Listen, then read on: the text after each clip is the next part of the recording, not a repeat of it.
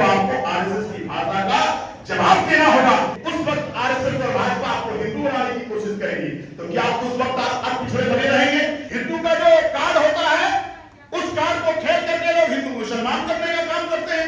ये देश के बहुत बड़ी साजिश हो रही है। पावर कुछ मुट्ठी भर लोगों को मिला है और इसको तोड़ने के लिए लोकतंत्र की पहली लड़ाई है कि अब केवल आपका बेटा और बेटी केवल मेट नहीं बनेगा, केवल मजदूर नहीं बनेगा, वो ठेकेदार कैसे बनेगा, उसको ठेकेदारी कैसे मिलेगी, उसको लाइसेंस कैसे मिलेगा। इस लड़ाई की शुरुआत आपके 2025 बिहार से शुरू होती है। नई जाति जनगणना का जो मुद्दा हमारे जननायक राहुल गांधी जी ने उठाने का काम किया है, एक साजिश हो रही है मीडिया के द्वारा, पैसे वाले पूंजीपतियों के द्वारा और ज्यादातर वर्चस्ववादी लोग जो राजनीति की सत्ता की मलाई सदैव खाते हैं, इनका गठजोड़ इस देश में चल रहा है। अगर सामाजिक न्याय पर कोई इस देश में लड़ता हुआ है और आगे भी लड़ता रहेगा तो वो जननायक राहुल गांधी है। राहुल गांधी का मिशन नहीं, ये दर्शन है और ये भारत का दर्शन है कि जब तक सबको हिस्सेदारी नहीं मिलेगी, जब तक सबको भागीदारी नहीं मिलेगी, जब तक पावर नहीं मिलेगा, तब तक ये मिशन रुकने वाला नहीं है।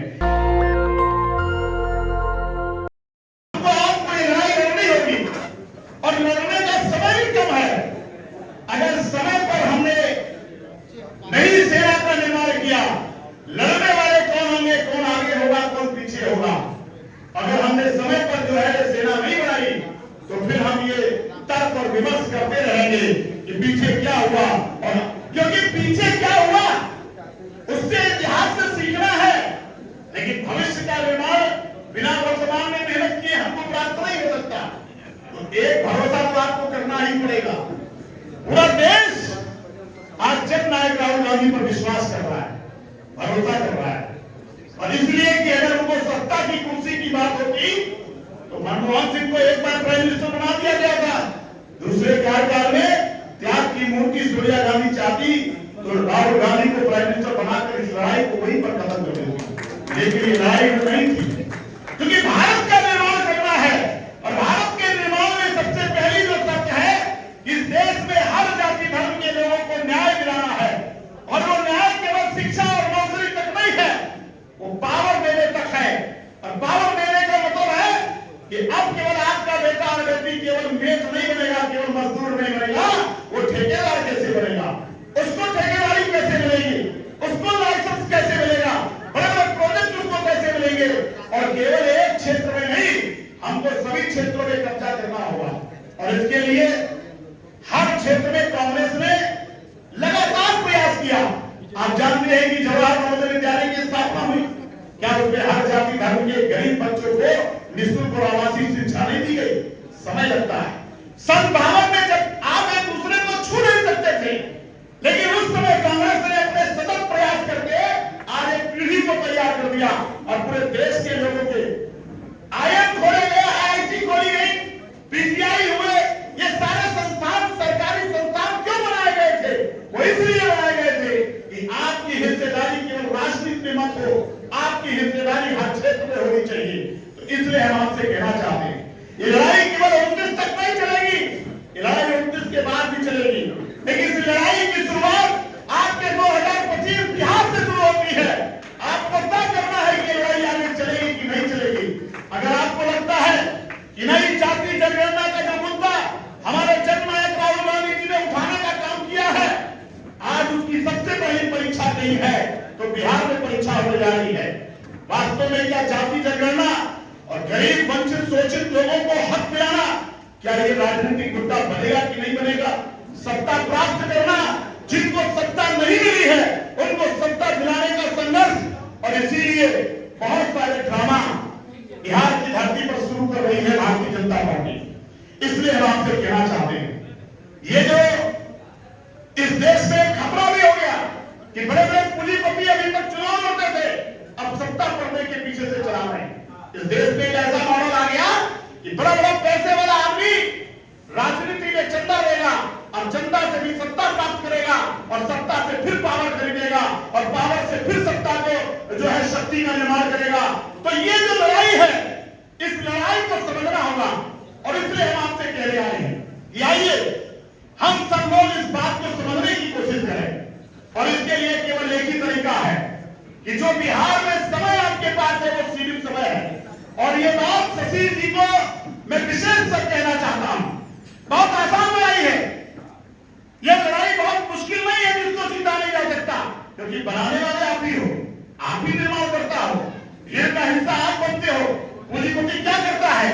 पैसा खर्च करता है, साधन उपलब्ध कराता है और कहता है आइए हम किसी भी गरीब गुरबा को आदमी को साधन दे दिया गया, भर के चलाया और भर के आने के बाद वो झंडा पकड़ लेता है। कभी कभी तो किसी से मंच पर बुलवा भी देता है और कभी कभी तो ऐसी स्थिति होगी कि किसी चैनल में किसी महिला को, हमारी आपकी महिला को एक खड़ा करके बताएगा कि नहीं सब कुछ देश में खुशहाल है, अब ये जो हमको 5 किलो राशन मिल रहा है इसी से, यही हमारे भगवान है। अगर ये 5 किलो राशन नहीं देते, ये किसी और से नहीं करवा, एक साजिश हो रही है मीडिया के द्वारा, पैसे वाले पूंजीपतियों के द्वारा और ज्यादातर वर्चस्ववादी लोग जो राजनीति की सत्ता की मलाई सदैव खाते हैं, इनका गठजोड़ इस देश में चल रहा है। और इसीलिए जननायक राहुल गांधी को अपमानित करने का काम किया गया, इसीलिए इस देश में यह नारा दिया गया कि कांग्रेस मुक्त भारत हमको चाहिए। ये नारा किसने दिया था? इस देश के पूंजीपतियों ने दिया था, इस देश के वर्चस्ववादी लोगों ने दिया था, इस देश के मीडिया घराने के लोगों ने करने का काम किया था। ये कौन लोग हैं मीडिया के लोग? बड़े बड़े पूंजीपति के लोग हैं। आपका साथी पत्रकार बन सकता है, खबर ला सकता है, लेकिन जो बड़ा बड़ा एडिटर है वो किसके इशारे पर चल रहा है? इसलिए हम आपसे कहना चाहते हैं ये लड़ाई बहुत मजबूत है, लेकिन लड़ने के लिए आपको सेना बनानी होगी। आज से अगर आप जुट जाएंगे, और एक आश्वासन मैं नहीं दे रहा हूं, मैं आपको भरोसा दे रहा हूं, अगर सामाजिक न्याय पर कोई इस देश में लड़ता हुआ है और आगे भी लड़ता रहेगा तो वो जननायक राहुल गांधी है। इस पर कहीं कोई समझौता नहीं है और कहीं कोई संदेह नहीं है। और ये बात मैं इसलिए कह रहा हूं, बिहार का प्रभारी होने के नाते मैं आपसे कहना चाहता हूं, अभी पश्चिम चंपारण की बात आई, देखिए चौहान साहब बैठे हुए, रविंद्र सिंह चौहान जी, मैंने इनसे खुद कहा इलाइए हमको पिछड़ा, हम इस पश्चिम चंपारण में कहा कि नहीं कहा, पूछिए इनसे। 3 दिन तक प्रवास रहा, लेकिन जिम्मेदारी तो भाई लेनी पड़ेगी ना। आप चाहते हो कि खीर पकवान बन जाए और उनको बिना मेहनत के मिल जाए, दूसरे के लिए तो काम करते रहे, झंडा उठाते रहे और भीड़ बटोरते रहे, और जब खुद आयोजक बनने का समय आया तो अगर आप पीछे हटेंगे तो इतिहास कभी आपको माफ नहीं करेगा। इसलिए आपको साबित करना है कि अगर शशि भूषण जी को ये जिम्मेदारी दी गई है, और आप देखिए कि जब जिला अध्यक्षों का चयन हुआ तो हर जनपद में जा करके हमने पूछने का काम किया, कोई जिम्मेदारी देने को तैयार नहीं था, किससे मैंने पूछने का काम नहीं किया। यही हमारे जो है पंडित, हमारे जो, मैं पंडित पहले लगा दिया, इनका पंडित बाद में है, मैंने कहने का मतलब शशि भूषण जी से फोन पर वार्ता किया कि नहीं किया, ओम प्रकाश चौहान जी बैठे इनसे बात किया कि नहीं किया। मैं आपसे कहना चाहता हूं कि राहुल गांधी का मिशन नहीं, ये दर्शन है, और ये भारत का दर्शन है कि जब तक सबको हिस्सेदारी नहीं मिलेगी, जब तक सबको भागीदारी नहीं मिलेगी, जब तक पावर नहीं मिलेगा, तब तक ये मिशन रुकने वाला नहीं है। इसलिए मैं आपसे निवेदन करूंगा कि आप जो है प्रदेश की कमेटी तत्काल बनाइए, हर जाति धर्म के लोगों को, जो आपकी पिछड़ा लोगों के हैं उसमें झगड़ा नहीं होना चाहिए। आप कह रहे हैं 38%, लेकिन ये चुनौती है कि क्या 38% के लोगों को एकजुट आप रख पाएंगे? ये आपके लिए चुनौती का विषय है और इसको आप करके दिखाइए। जैसे हम अनुसूचित जाति के लोग कहते हैं पूरे देश में कि हम अनुसूचित जाति के लोगों का केवल एक है कि हम कहते हैं अनुसूचित जाति, तो 19% की लड़ाई लड़ रहे हैं हम। बिहार में 19% की लड़ाई लड़ रहे हैं, 19% को हक दिलाने का। आपका 38% है। आइए, आपको संगठन आपको पूरी तरह से स्वागत और अभिनंदन करता है। जिले में जाइए, जिला अध्यक्ष बनाइए, आप जाइए, कमेटी बनाना शुरू करिए, और कांग्रेस पार्टी से जो आप उम्मीद करते हैं उससे ज्यादा कांग्रेस पार्टी आपके साथ खड़ी हो जाएगी। और इस देश में मुख्यमंत्री का चयन या मंत्री का चयन बिहार में क्या राहुल गांधी कुछ बनने आएंगे क्या? उनको सांसद विधायक बनना है क्या? उनको मुख्यमंत्री उप मुख्यमंत्री बनना है क्या? डिप्टी उनको बनना है क्या? डिप्टी मुख्यमंत्री किसके लिए पूरा देश कर रहे हैं? वो चाहते हैं कि देश की सत्ता इस देश के बहुजन समाज के लोगों को मिल जाए। इसलिए आपसे कहना चाहते हैं, वो बड़ी यात्रा करे हैं, केवल एक ही है कि आप बार बार अगर किसी की भाषा को बोलेंगे कि राजा का बेटा है, राजा के घर में पैदा हो गया, अरे भाई महात्मा बुद्ध जी वो भी राज सिंहासन के घर में पैदा हुए थे, किसके लिए देश और समाज के बीच में जाने का काम किया, इतना बड़ा त्याग किया था, और आज पूरे देश में मानवता का संदेश देने का काम किया था। इसलिए हमको आपको आरएसएस की भाषा का जवाब देना होगा।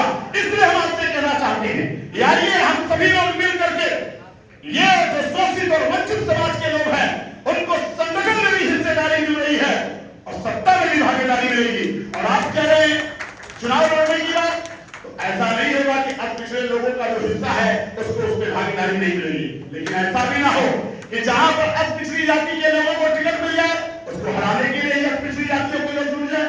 भाई इस बिरादरी को मिल गया, इस बिरादरी को नहीं मिला। मान लीजिए किसी निषाद को मिल गया, किसी नाई को मिल गया, किसी चौहान को मिल गया, मिलेगा तो किसी एक को ना। पता लगा कि उसकी बिरादरी का लाने के लिए आरएसएस के लोग खड़ा कर देंगे, दूसरी जाति का लाने के लिए कर देंगे।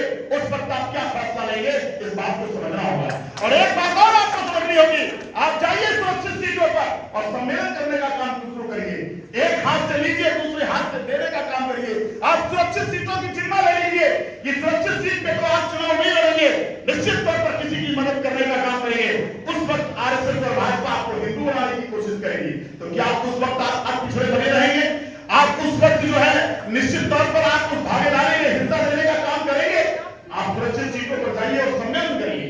और पिछड़ी जातियों को लोगों को कहिए ये सुरक्षित सीट जरूर है, लेकिन ये पिछड़ों की सीट है और पिछड़े लोग मिल करके इन सुरक्षित सीटों को जिताने का संकल्प लेंगे। ये बात को सम्मेलन करना होगा। और जहां आपका बेटा लड़ रहा हो वहां पर अनुसूचित जाति और अनुसूचित जनजाति के लोग जाएंगे और सम्मेलन करेंगे और आपके भाईचारे की बात करने का काम शुरू करेंगे। लेकिन ये बात आपको करनी पड़ेगी। ये ना हो कि कोई मुस्लिम खड़ा हो गया तो आपने बोला ये तो हिंदू नहीं है, तो मुसलमान है।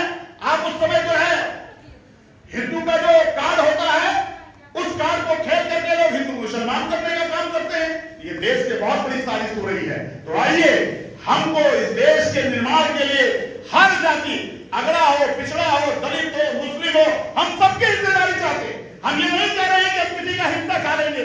हम ये लड़ाई गलत तरीके से हमको आपको समझाने की कोशिश की जा रही है। हमको सरकार से लड़ना है, हमको व्यवस्था से लड़ना है। हम किसी जाति के खिलाफ नहीं है, हम उस व्यवस्था के खिलाफ है जिसमें किसी को हक दिया जा रहा है और किसी को हक नहीं दिया जा रहा है। जननायक राहुल गांधी किसी जाति के खिलाफ नहीं है। जननायक राहुल गांधी जो इस देश में व्यवस्था चल रही है उस व्यवस्था के खिलाफ है। ये पावर कुछ मुट्ठी भर लोगों को मिला है और इसको तोड़ने के लिए लोकतंत्र की पहली लड़ाई है। तो इसलिए मैं आप सबसे हाथ जोड़ करके विनती कर रहा हूं, विमर्श करिए, लेकिन रास्ता एक है, वो जननायक राहुल गांधी और कांग्रेस पार्टी के अलावा। आपसे आपको शिकायत हो सकती है कांग्रेस से, कांग्रेस के नेताओं से शिकायत हो सकती है, लेकिन उस न्याय की लड़ाई कोई और नहीं लड़ेगा। वो कांग्रेस का सिपाही बनकर के ही लड़ना होगा, कांग्रेस का सिपाही बनकर ही लड़ना होगा। हमने पहले आपको कहा इस देश में जितनी भी लड़ाइयां हैं वो सब कांग्रेस की लड़ी है। अगर हम एक दूसरे को छूते नहीं थे, एक दूसरे को खाते पीते नहीं थे, इस लड़ाई को कौन जीता है? ये लड़ाई को कांग्रेस ने जीतने का काम किया। जिस महिला को बैठने का हक नहीं था उसको किसने देने का काम किया? कांग्रेस ने देने का काम किया। और आगे अगर एससी एसटी सब प्लान बन सकता है तो इस देश में एससी एसटी सब प्लान की तरह ईबीसी का भी एससी एसटी की तरह ही प्लान बनेगा। आपके हिस्से का जो बजट है, आपके हिस्से का जो बजट है वो आपके बेटों को जो है नौकरी देने के लिए, शिक्षा देने के लिए और आपको जो ताकतवर बनाने के लिए इस देश में कानून बनेगा। ये मैं आपको विश्वास दिलाना चाहता हूं। आइए इस लड़ाई को लड़ने के लिए सब लोग एकजुट होकर के बिहार में परिवर्तन की लड़ाई लड़े और निश्चित तौर पर बिहार में इंडिया गठबंधन की सरकार बनाते ही हम लोग सारे लोगों को मिल करके इस देश में न्याय की लड़ाई लड़ेंगे। बहुत बहुत धन्यवाद। जय हिंद, जय कांग्रेस। दस्तक की आपसे गुजारिश है कि अगर इसको बचाना चाहते हैं तो नेशनल दस्तक को सब्सक्राइब करने के लिए रेड कलर के सब्सक्राइब बटन को दबाएं, फिर बेल आइकन की घंटी दबाएं। नेशनल दस्तक को बचाने के लिए बहुत जरूरी है कि हर खबर को शेयर करें, लाइक करें, कमेंट जरूर करें।